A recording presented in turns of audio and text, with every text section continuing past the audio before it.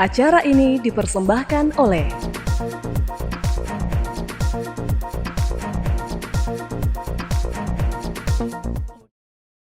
Halo pemirsa Unhas TV, senang sekali saya Rahmatia Ardi dapat kembali menjumpai Anda dalam Unhas Daily.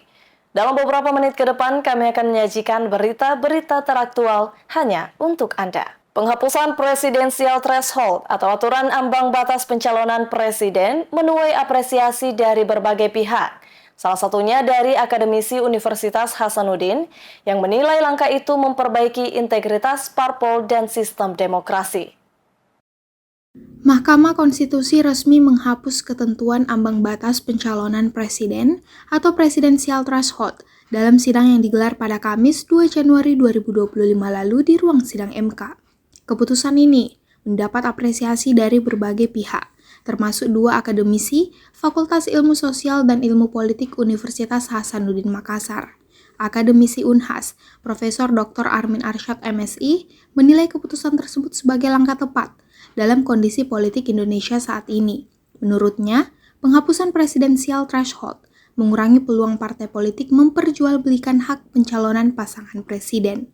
Penghapusan presidensial threshold itu sangat tepat karena mengingat kondisi partai politik Indonesia yang memperjualbelikan itu pintu masuk, padahal undang-undang itu memberikan amanah kepada negara, oleh negara kepada partai politik, karena partai politik itu secara teoritis adalah pemegang kedaulatan tertinggi dari seluruh pemegang kedaulatan yang ada. Partai politik tercermin dari keterpilihan anggota legislatifnya melalui pemilu, sehingga yang dipercaya memegang kedaulatan politik itu adalah partai politik. Sayangnya karena partai politik ini berbiaya tinggi, sehingga ia menyalahgunakan amanah yang diserahkan oleh negara kepadanya. Karena dalam aturan negara itu penyerahan pintu masuk oleh partai politik kepada pasangan calon presiden itu tidak dimaksudkan untuk diperjualbelikan, tetapi hanya pintu masuk sebagai bukti bahwa partai politik itu adalah pemegang kedaulatan tertinggi, pemegang kekuatan politik terbesar di Republik ini. Sayangnya partai itu menyalahgunakan amanah yang diserahkan oleh negara. Jadi untuk sementara itu yang lebih baik, bukan yang terbaik ya, itu yang lebih baik. Seandainya partai politik tidak memperjualbelikan itu tanda kutip ya, pintu masuk yang dimiliki oleh partai politik, maka saya kira semakin besar presidensial threshold itu semakin bagus. Karena menunjukkan bahwa calon-calon itu tidak usah terlalu banyak. Mantan Dekan Fakultas Ilmu Sosial dan Ilmu Politik Unhas ini menilai, meskipun kebijakan tersebut lebih baik untuk sementara waktu, tetapi masih ada tantangan dalam pelaksanaannya. Salah satunya adalah potensi bertambahnya jumlah calon presiden yang bisa menyebabkan pemilihan 2 putaran, sehingga biaya pilpres menjadi lebih besar. Guru besar ilmu sosial politik ini pun menyarankan agar biaya politik dalam pemilu, khususnya di tingkat legislatif, agar ditekan dengan menghindari sistem suara terbanyak. Ini dinilainya dapat menghindari money politik. Pendapat senada juga disampaikan akademisi Unhas, Endang Sari SIP MSI. Ia menyebut keputusan MK ini sebagai angin segar. Ia menyoroti perubahan aturan yang memungkinkan setiap partai politik mengusulkan calon presidennya, tanpa perlu memenuhi syarat perolehan 20% suara sah secara nasional. Konsekuensi dari aturan tersebut kan disebutkan di putusan tersebut bahwa partai yang mana tidak mengusulkan calon presiden maupun wakil presiden pada pemilu nantinya, maka sanksinya adalah tidak akan mengikuti pemilu selanjutnya. Nah, ini tentu satu hal yang harus hati-hati kita respon. Kenapa? Karena kita tahu bahwa saat ini masalah pelembagaan partai politik di Indonesia itu masih sangat bermasalah. Kita melihat bahkan partai-partai besar belum terlembaga dengan baik. Nah, salah satu hal yang bisa kita lihat bahwa sebuah partai politik itu terlembaga dengan baik adalah anggota partai tersebut memiliki ID party yang jelas. Dalam hal ini ID party itu adalah bagaimana mereka mengidentifikasi dirinya dengan partai politiknya. Nah, kita lihat bahwa sebagian besar yang menjadi anggota partai, simpatisan partai atau massa partai itu hanya ikatan yang sangat longgar. Mereka dengan cepatnya, dengan gampangnya mereka akan berpindah partai, sementara pelembagaan partai mensyaratkan bahwa ID party itu adalah identifikasi diri dari anggota partai, simpatisan partai terhadap partainya, dan itu sudah menjadi pandangan hidup mereka. Endang Sari juga menekankan pentingnya perbaikan di internal partai. Ia menyebut banyak partai politik yang belum memiliki identitas kuat dan masih sangat dipengaruhi oleh kepentingan eksternal. Dosen ilmu politik ini berharap penghapusan presidensial threshold dapat mendorong partai politik untuk menyeleksi kader yang kompeten, bukan hanya sekedar memenuhi persyaratan. Endang menambahkan, penghapusan presidensial threshold berpotensi memberikan dampak positif seperti terbukanya ruang bagi calon dengan kompetensi di berbagai bidang, bukan hanya kemampuan finansial, tetapi tantangan seperti tingginya biaya politik dan lemahnya kelembagaan partai politik masih menjadi hambatan yang harus diatasi. Rahmatia, Muhammad Syaiful, Unhas TV.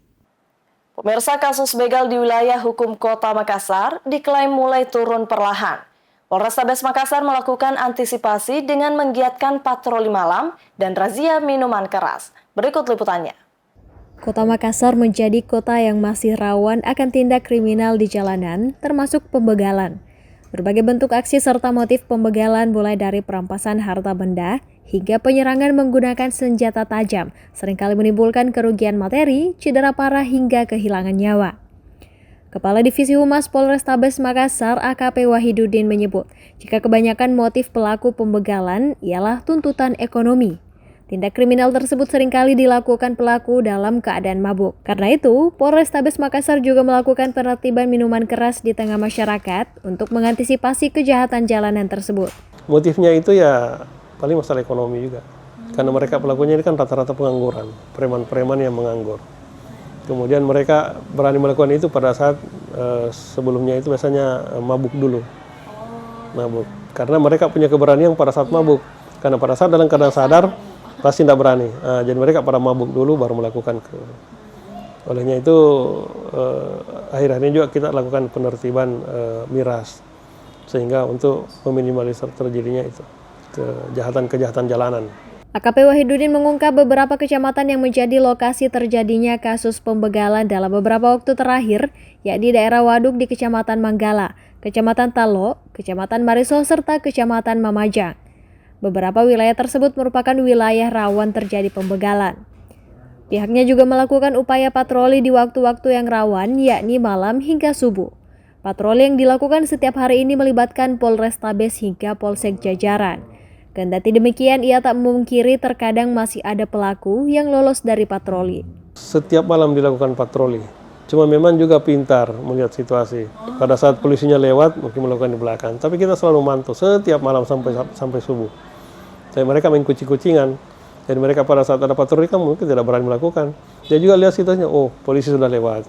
Mereka begitu. Tidak mungkin 24 jam juga ya? Polisi juga itu terbatas ke pergerakannya tidak mungkin 24 jam. Tapi setiap malam kita melakukan patroli, setiap malam. Seluruh polsek jajaran, baik dari sini maupun seluruh polsek, melakukan patroli untuk mengantisipasi kejahatan-kejahatan jalanan. Wahidudin pun mengungkap jumlah pelanggaran dalam keamanan dan ketertiban masyarakat atau Kamtibmas di Kota Makassar sudah menurun di tahun 2024, termasuk juga kasus begal ini.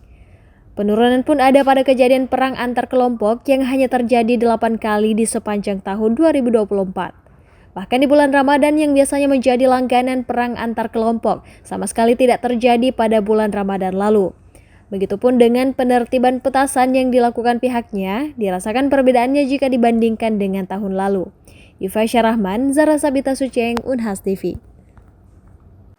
Di luar kampus perguruan tinggi, perpustakaan di Amerika Serikat relatif tak banyak dikunjungi warga.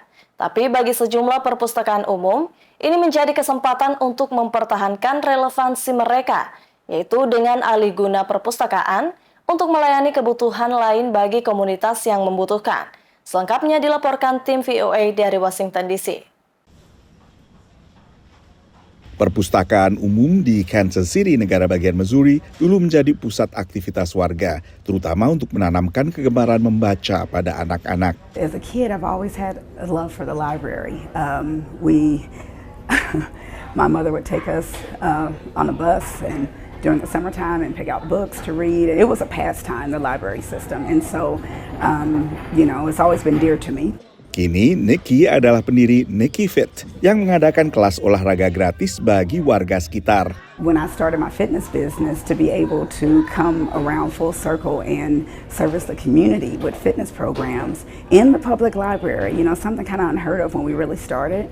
I don't know, it feels great. I love serving my community. Kegiatan olahraga gratis seperti dipimpin Nikki menjadi salah satu kegiatan untuk kembali menghidupkan perpustakaan umum. That's the beauty of being in the public library and being in the community. The library system has always been one that meets the needs of a community. We are in non-traditional spaces where you mostly wouldn't see a fitness class, for people. And for people to be able to come in and take a class for free is amazing. Pengelola perpustakaan pun menjalin kerjasama dengan organisasi layanan kesehatan guna membuat perpustakaan kembali menjadi pusat kegiatan komunitas. Libraries for the Heart is our partnership with the American Heart Association.